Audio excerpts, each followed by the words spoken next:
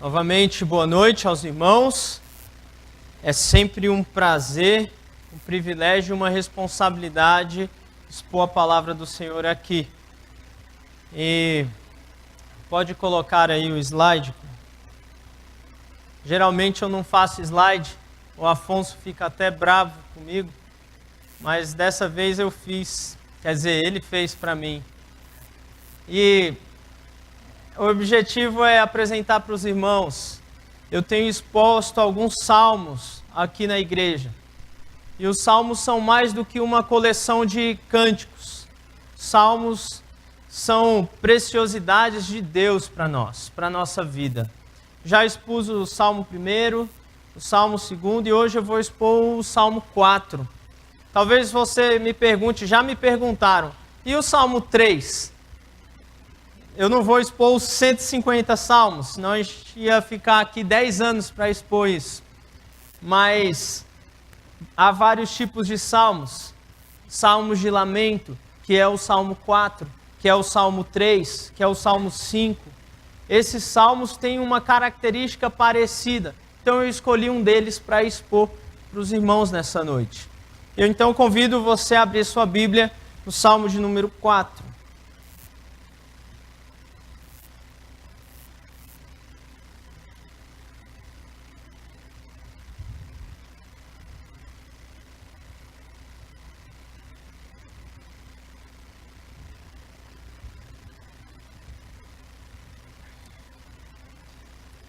Esse é um salmo de Davi, ao mestre de canto, com instrumentos de cordas. Diz assim o texto: Responde-me quando clamo, ó Deus da minha justiça. Na angústia me tens aliviado. Tem misericórdia de mim e ouve a minha oração. Ó homens, até quando tornareis a minha glória em vexame, e amareis a vaidade, e buscareis a mentira? Sabei, porém, que o Senhor distingue para si o piedoso. O Senhor me ouve quando eu clamo por ele. Irai-vos e não pequeis. Consultai no travesseiro o coração e sossegai. Ofereceis sacrifícios de justiça e confiai no Senhor. Há muitos que dizem: quem nos dará a conhecer o bem? Senhor, levanta sobre nós a luz do teu rosto. Mais alegria me puseste no coração do que a alegria deles, quando lhes há fartura de cereal e de vinho. Em paz me deito e logo pego no sono, porque, Senhor, só tu me fazes repousar seguro. Amém. Vamos orar mais uma vez.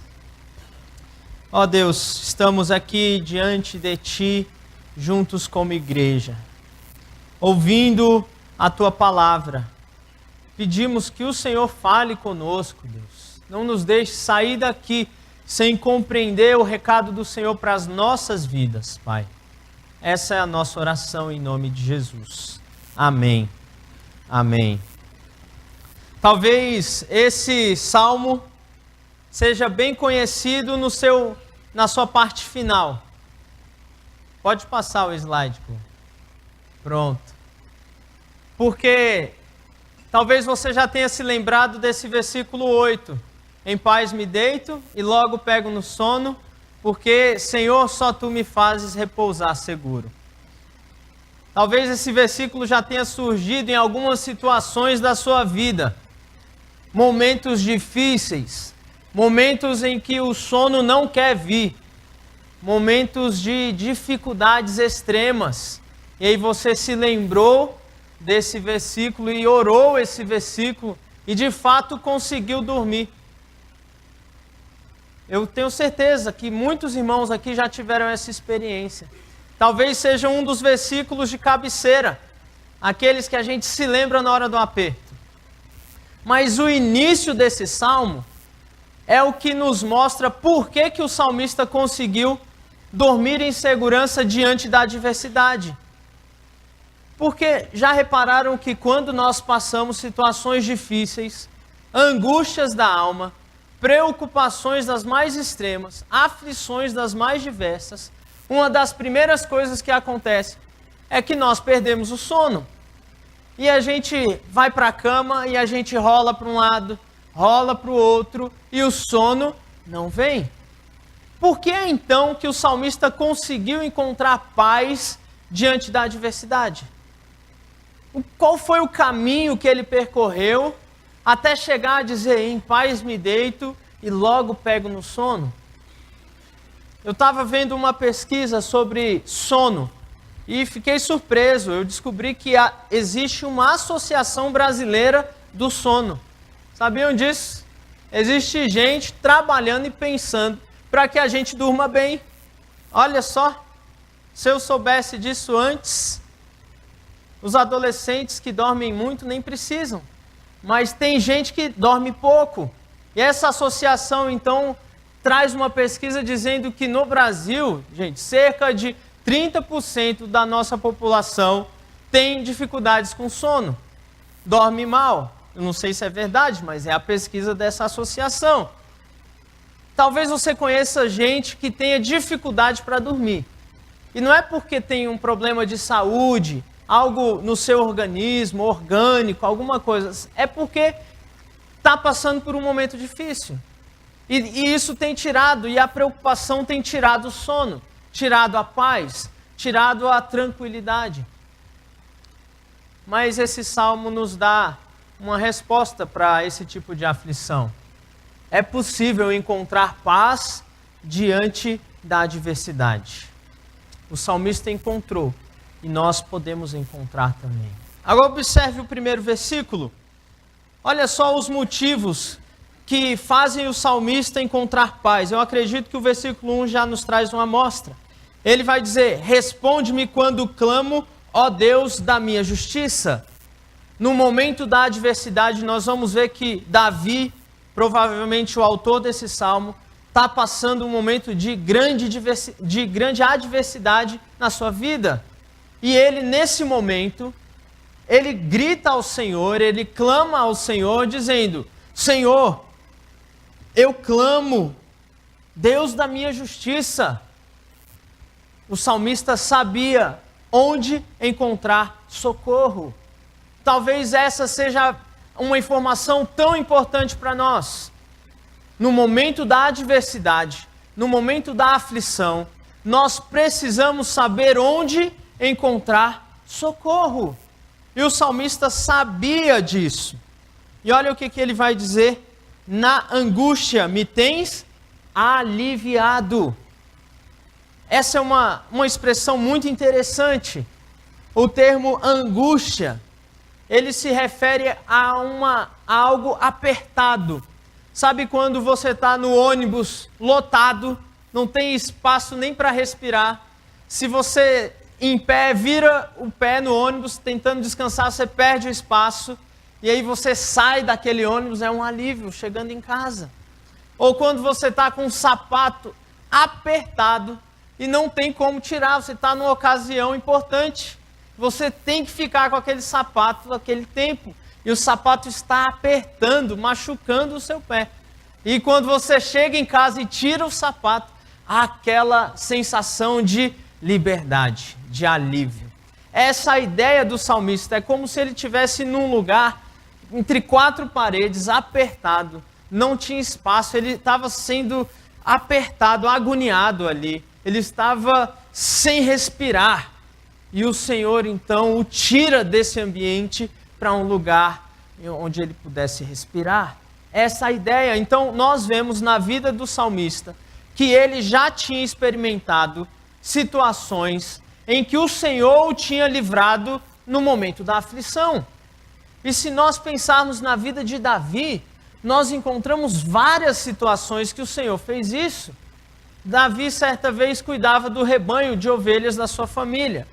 E aí chegou um urso. Imagine você estar cuidando de um rebanho e chega um urso. O que você faz? Você corre e deixa o urso comer as suas ovelhas. Davi, de alguma maneira, lutou com o urso e venceu. Nós temos Davi e Golias, ele ora ao Senhor, pede força e vence o seu inimigo. Davi passando por várias situações, eu tenho certeza que você também já passou por momentos em que você teve um livramento do Senhor. Naquela noite escura da alma, em que você clamou ao Senhor e Ele te ouviu e te deu paz. O salmista experimentou isso. Por que encontrar ou como encontrar paz em meio à adversidade? Buscando socorro em Deus. Essa é a primeira informação que o salmista nos dá. Ele vai fazer um caminho até chegar no versículo 8, e o caminho passa por buscar socorro, auxílio no Senhor nos momentos difíceis. E ele então vai dizer: tem misericórdia de mim e ouve a minha oração. Quando as coisas estão difíceis para você, quando o relacionamento na sua casa está difícil demais, quando você tem contas para pagar e não tem dinheiro, a quem você recorre? O salmista diz para nós: recorra ao Senhor e ore assim: Senhor, tem misericórdia de mim e ouve a minha oração. Tem misericórdia e ouve a minha oração. Isso traz algo, irmãos. O salmista conhecia quem era Deus, por isso ele orava. Olha, nesse versículo 1 nós temos Deus como um Deus de justiça, guarde essa expressão. Nós temos Deus como aquele que nos alivia da angústia, e nós temos Deus como aquele que derrama misericórdia sobre as nossas vidas. Olha como o salmista conhece a Deus. Quanto mais nós conhecemos a Deus, melhor nós oramos. Já viram? Quando você conhece a Deus, você sabe quem Ele é, você conhece a forma como Ele age, você ora melhor. Quanto mais você conhece a Deus, melhor você vai orar. Essa é a experiência do salmista. Nós vemos essa mesma situação na vida de Jesus. O texto que nós lemos, talvez no momento de maior angústia de Jesus, Ele também recorre à oração.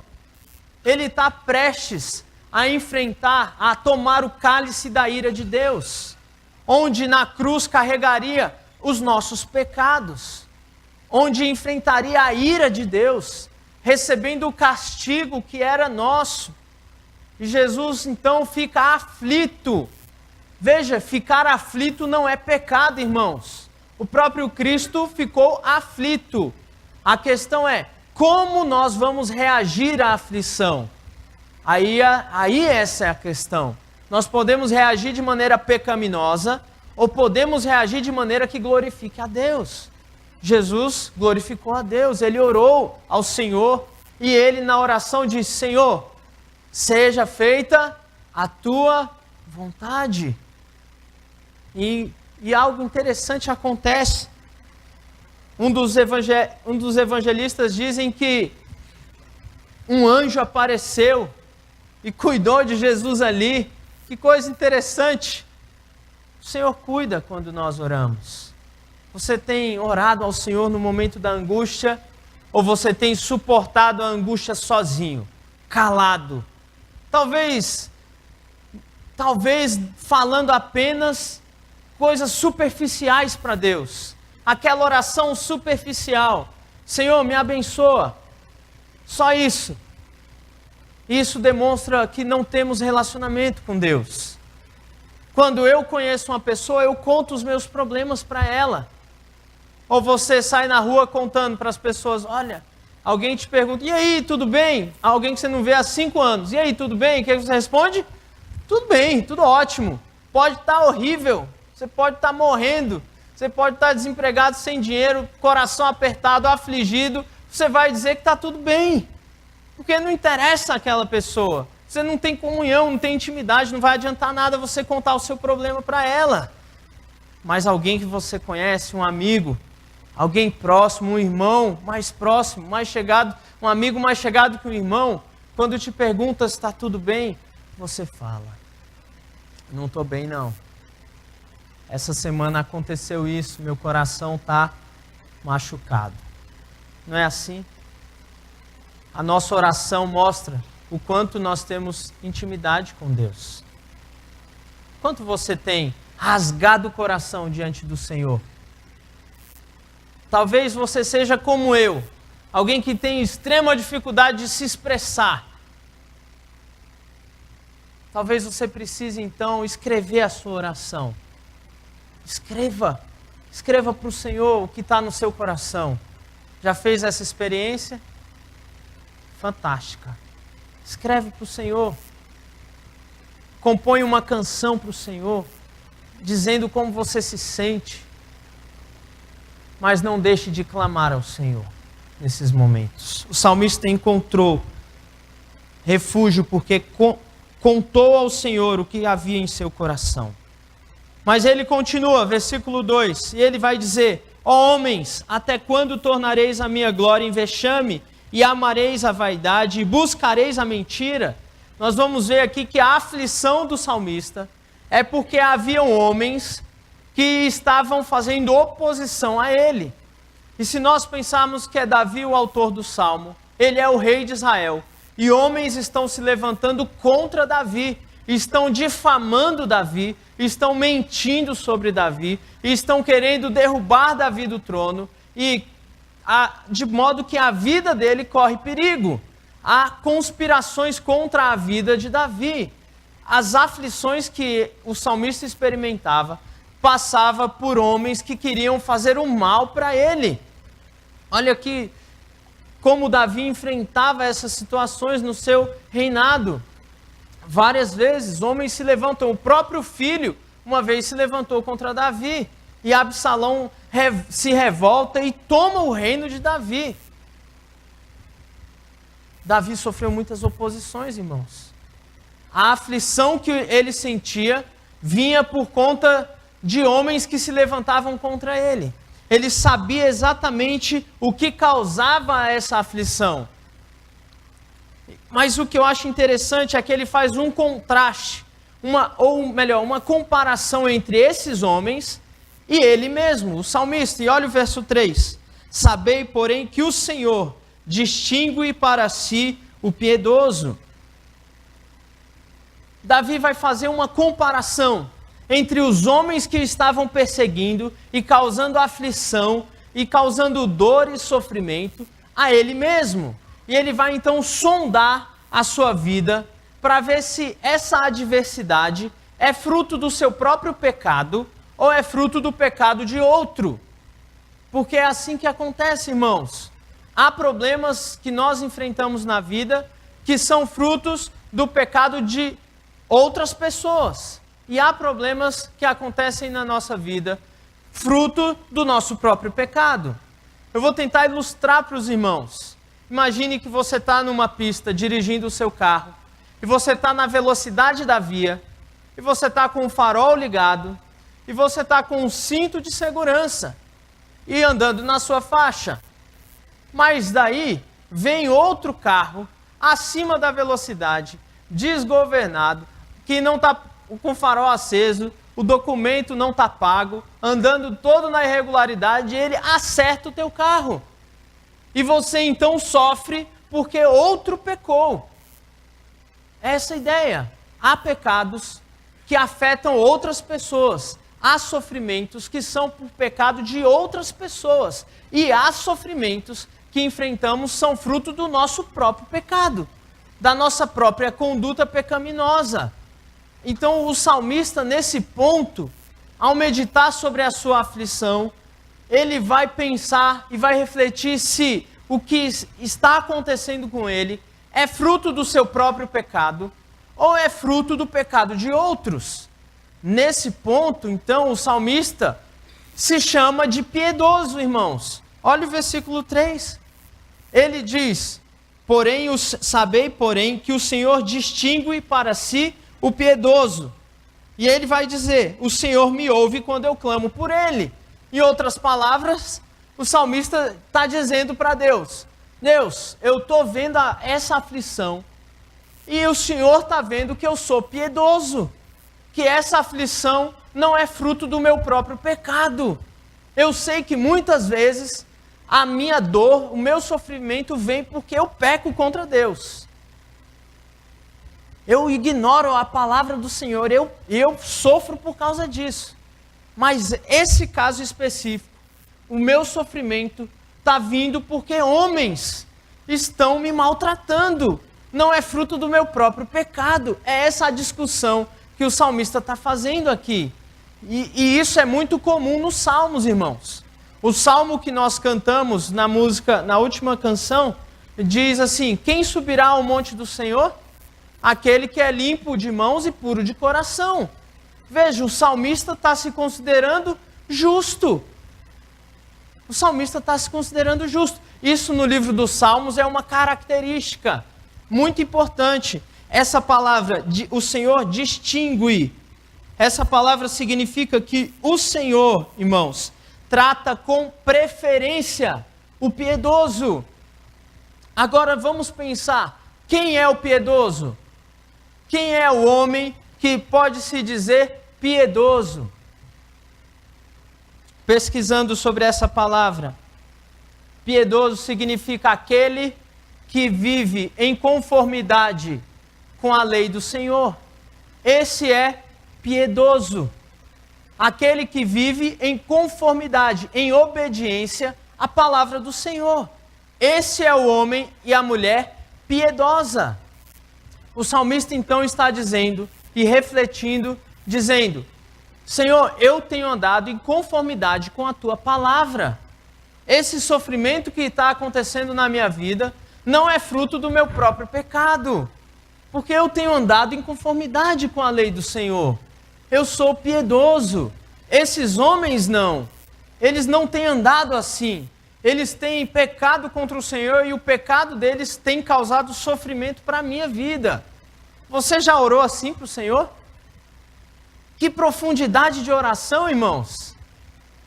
Uma das características do salmo de lamento, desses cânticos de lamento, é que os salmistas não têm meias palavras com Deus. Eles rasgam o coração diante do Senhor. É por isso que algumas vezes nós vamos ver expressões estranhíssimas para nós. Senhor, quebra o queixo dos meus adversários. Que coisa!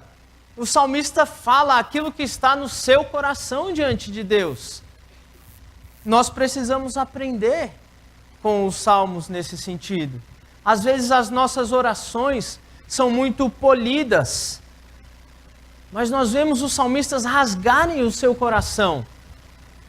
Então nós vemos no início que o salmista sabe onde encontrar o socorro, ele clama ao Senhor. Agora, nesse ponto, ele vai refletir sobre a aflição que estava passando à luz da lei do Senhor, para ver se essa aflição era fruto da sua má conduta, do seu pecado. E ele chega à conclusão que não, ele não está sofrendo porque está pecando, ele está sofrendo porque outros estão pecando. O salmista, então, nesse sentido, é um padrão de alguém que vive em conformidade com a lei do Senhor. E olha aí o versículo 4 e o versículo 5. Ele vai dizer, então, alguns exemplos do que é se conformar à lei do Senhor, de andar em obediência. Ele vai dizer, irai-vos e não pequeis. Consultai no travesseiro o coração e sossegai. Ele está dando uma característica, alguém que anda na lei do Senhor, que anda em conformidade com a lei do Senhor, é alguém que não peca quando fica irado. Olha que coisa interessante. Irai-vos e não pequeis. E ele dá uma dica para nós que somos irados. Ele diz, consultai no travesseiro o coração e sossegai. Em outras palavras, não haja imediatamente na ira. Quando você estiver no trânsito e alguém te der aquela fechada, não vá com a mão direto no volante. Ore ao Senhor antes. Irai-vos e não pequeis. Irai-vos e não pequeis. Essa é uma das características que o salmista está colocando aqui. Agora veja, irmãos, o pecado da ira, eu tenho descoberto isso na minha própria vida. É um dos pecados mais ignorados. Sabe por quê? Porque a gente não considera isso um pecado. a gente considera o pecado da ira como um jeito de ser, como uma grosseria, como algo próprio da minha personalidade. Eu sou assim mesmo, Mas a Bíblia diz que a ira, de algum modo pecaminoso, é pecado. Há como ficar irado sem pecar. Eu até hoje não descobri, irmãos. Toda vez que eu fico irado, eu peco. Eu não sei você, mas eu sou assim. Então o melhor é não se irar. O melhor é não se irar. A ira é um pecado. O salmista está dando características aqui de alguém que anda em conformidade à lei do Senhor. Ele diz, é alguém que fica irado e não peca. É alguém que consulta o coração no travesseiro e sossega. E sossega. Quantos problemas poderiam ser evitados se nós tivéssemos esse tempo no silêncio, refletindo se a nossa conduta é aquilo que Deus espera. O salmista está fazendo exatamente isso na sua aflição. Ele vai dizer também, versículo 5, ofereceis sacrifícios de justiça e confiai no Senhor. Há duas possibilidades para o que isso significa. A primeira, sacrifícios de justiça, provavelmente ele está se lembrando dos sacrifícios descritos em Levíticos.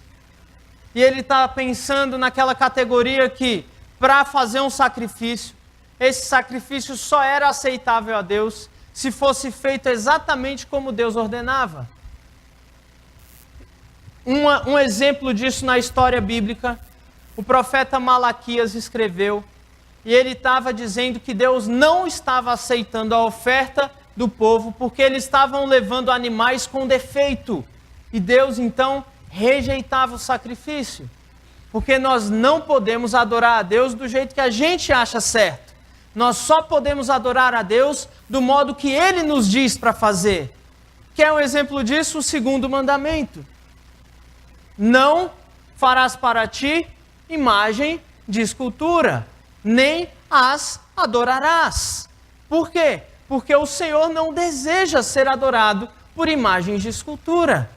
Esse é um princípio de que nós só podemos adorar a Deus do modo como Ele quer ser adorado. Talvez seja essa a ideia do salmista. Mas há uma outra possibilidade. Quando nós vemos os profetas, Isaías fala sobre isso, Amós fala sobre isso, o povo levava o melhor animal, como estava escrito na lei. Porém, o seu coração estava longe do Senhor. Eles estavam acertando a forma de fazer. Estava tudo certinho. O culto estava em ordem. A música estava na altura correta. A palavra estava sendo lida. Tudo certinho. Porém, o coração estava distante do Senhor. Eles tinham uma vida no domingo e uma vida diferente na segunda, na terça, na quarta, pecando contra o Senhor de várias formas. O Senhor, então, rejeita a oferta desse povo. Então nós temos duas possibilidades aqui. Talvez o que nos interesse juntar as duas. Aquele que vive em conformidade com a lei do Senhor, o adora, e aí eu vou usar uma linguagem de Cristo, em espírito e em verdade. João capítulo 4. Jesus vai falar sobre isso. E chegou a hora em que os verdadeiros adoradores o adorarão ao Pai em espírito e em verdade. Vamos pensar que isso quer dizer da maneira correta de se fazer e com a postura correta do nosso coração. Aquele que então vive em conformidade com a lei do Senhor é alguém que adora o Senhor com sacrifícios de justiça. Agora eu quero fazer, irmãos, uma ponte nessa parte. Num sentido, nenhum de nós oferece a Deus sacrifício de justiça. Porque a própria Bíblia diz que as nossas melhores obras são para Deus como trapo de imundícia. Como algo que não é bom para Deus, não é aceitável para Deus. Como é que então nós, pecadores, somos capazes de oferecer sacrifício aceitável a Deus? É impossível, irmãos. A Bíblia diz que não há um justo sequer. não há quem cumpra a lei de Deus totalmente. Há na lei do Senhor uma perfeição tal que se você peca, se você quebra um só dos mandamentos, você está condenado como se pecasse como todos. Tiago vai falar sobre isso na sua carta. A lei do Senhor é tão perfeita, irmãos, que não teve nenhum homem, tirando Jesus Cristo, que viveu de modo perfeito. Então, num sentido, não é possível apresentarmos ofertas e sacrifícios agradáveis a Deus. É por isso, irmãos, que a lei do Senhor sempre vai apontar para o Redentor.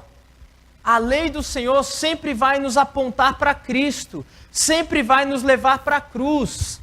É aí que a cruz faz sentido, irmãos, porque nós não somos capazes de nos tornar aceitáveis a Deus. Então Deus tem que enviar Jesus, o seu Filho, para fazer aquilo que nós não fomos capazes de fazer e oferecer em si mesmo um sacrifício aceitável a Deus. E aí, por causa desse sacrifício, agora a nossa adoração é aceitável a Deus. Esse é o grande link que eu queria fazer nesse texto. Talvez haja alguém aqui nessa noite que ainda não entendeu quão alto é o padrão de Deus. Há quem diga, eu nunca matei ninguém, eu nunca roubei, eu pago os meus impostos, eu vivo a minha vida, eu sou um bom cidadão, um bom marido, eu faço tudo certinho, eu estou ok. Mas o nosso ok está muito abaixo do padrão da lei de Deus. E nós então estamos sendo justamente condenados por esta lei. E aí por isso nós precisamos de Jesus. Aí o Evangelho se torna para nós uma boa notícia, porque nós não somos aceitáveis a Deus, mas em Jesus nós somos. Então se tem alguém aqui que ainda tem vivido, tentado com a sua vida se tornar aceitável a Deus sem Jesus, hoje você tem a oportunidade de se render a Jesus, para que a sua adoração se torne aceitável a Deus. Faça isso hoje. Não deixe passar. Aquele que é piedoso é alguém que oferece sacrifícios de justiça. E o link, sacrifício de justiça, só é possível em Jesus Cristo.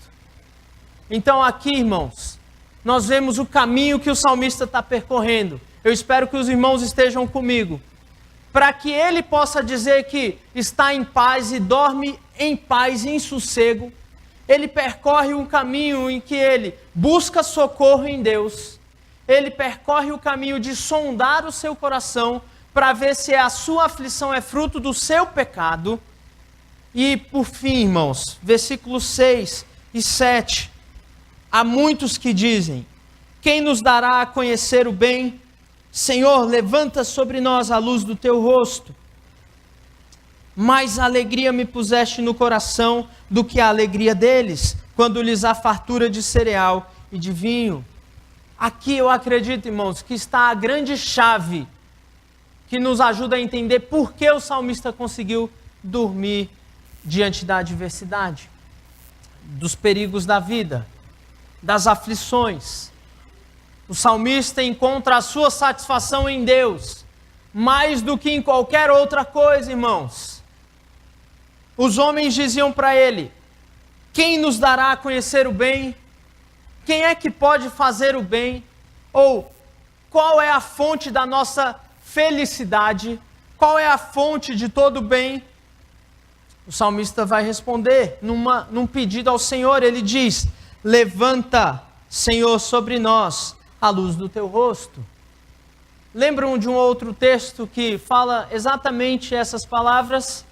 A bênção arônica, em que Deus instruiu o sacerdote a dizer para o povo: que o Senhor te abençoe e te guarde, que o Senhor resplandeça o seu rosto sobre ti e te dê a paz, que o Senhor levante sobre ti o teu rosto. Essa linguagem do Senhor se levantar e mostrar a sua luz significa que nós estamos pedindo que o Senhor seja favorável conosco. O salmista então entende que ele encontra satisfação em Deus, mais do que em qualquer outra coisa. E olha o exemplo que ele dá. Ele diz que ele tem mais satisfação em Deus, ele tem mais alegria no Senhor, do que os homens têm quando tem colheita farta e vinho. Você se satisfaz em Deus mais do que você se satisfaz em qualquer outra coisa? Essa é uma pergunta, irmãos, tão sensível para nós. Eu poderia especificar: você se satisfaz em Deus mais do que você se satisfaz na sua saúde? E se você perder a saúde, você vai continuar satisfeito em Deus? Ou você vai ser daqueles que vão ficar murmurando, reclamando do plano de Deus para a sua vida? Há crentes que vivem uma vida tão piedosa, até passar por uma aflição, até acontecer alguma coisa que tira a sua alegria de viver, até passar por momentos em que ele simplesmente perde a sua alegria, porque a sua alegria estava em algo que foi tirado dele, e não no Senhor, que é eterno e sempre estará lá. Não é errado, irmãos, termos alegrias, mas nós precisamos ter a nossa maior alegria no Senhor, de modo que se nós perdermos a saúde, se nós perdermos a família, se nós perdermos os nossos bens, nós ainda continuaremos satisfeitos, porque a nossa alegria, a nossa grande motivação de viver não estão nessas coisas, mas a nossa motivação está em Deus. Em Deus, irmãos. É isso que o salmista entende aqui. Isso faz toda a diferença para a gente viver. Porque se a nossa satisfação estiver na nossa família, no dia que nós perdermos a nossa família, a gente perde a alegria de viver. A gente não vive mais. A gente entra num quadro terrível de depressão. A gente não quer sair, a gente não quer ver mais, a gente não quer servir na igreja, a gente não quer ver os irmãos. A nossa vida para. Porque nós perdemos aquilo em que nós encontrávamos a nossa satisfação. E é difícil, irmãos. Nós somos tentados constantemente a colocar a nossa satisfação em outras coisas que não o Senhor. Nós somos tentados a isso. E muitas vezes nós colocamos. A Bíblia diz que esse pecado, irmãos, é o pecado da idolatria. Nós lidamos com isso. Outra coisa, nós colocamos a nossa esperança, a nossa alegria, a nossa disposição de viver em algo que não é o Senhor. Isso então é um ídolo. É um ídolo. Quer descobrir se você tem algo que é um ídolo? Pergunte: se eu tenho um desejo. Eu tenho um desejo. Se o meu desejo, para acontecer o meu desejo, eu preciso pecar para obter aquilo que desejo? É uma pergunta. Você deseja algo e você está disposto a pecar contra Deus para ter aquilo que você deseja? Acende a luzinha. Isso pode ser um ídolo. Mas, ok, não, eu não vou fazer isso porque é pecado contra Deus. E aí você não tem aquilo que você deseja. Então você agora fica totalmente triste. Você fica na sua, emburrado, porque você não teve aquilo que você queria.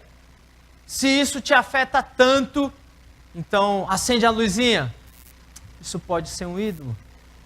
Você queria tanto algo, e ao não obter aquilo que você queria, então você se ressente, você se magoa. E às vezes, nós até nos revoltamos com Deus. Mas o salmista aqui nos ensina, irmãos, que a nossa satisfação não deve estar em nada a mais do que a nossa satisfação no Senhor.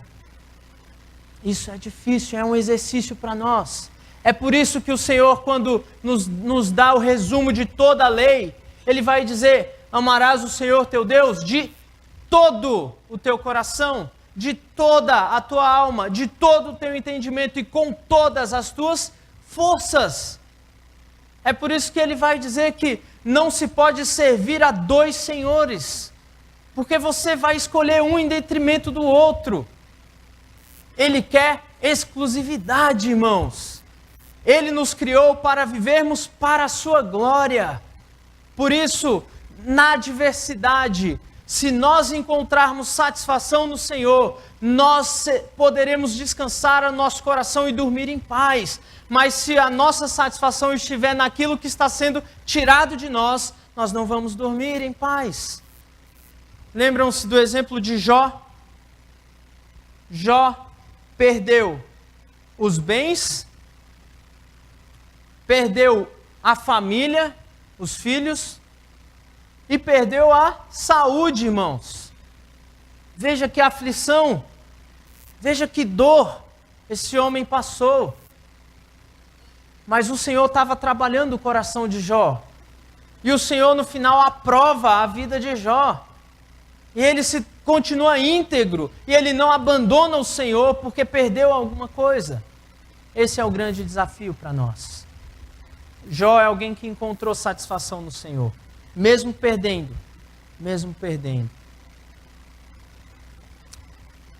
Depois de tudo isso, depois de todos esses versos, nós vamos ao verso 8, que diz: em paz me deito e logo pego no sono, porque, Senhor, Yahvé, só Tu me fazes repousar seguro.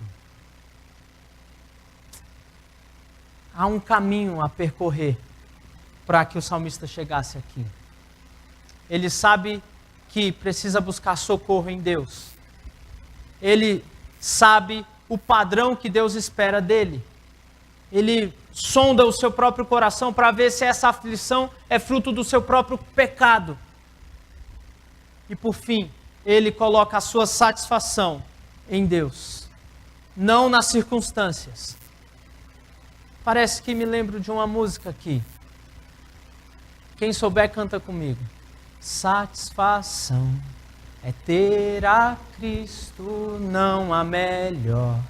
Prazer já visto, sou de Jesus, e agora eu sinto satisfação sem fim.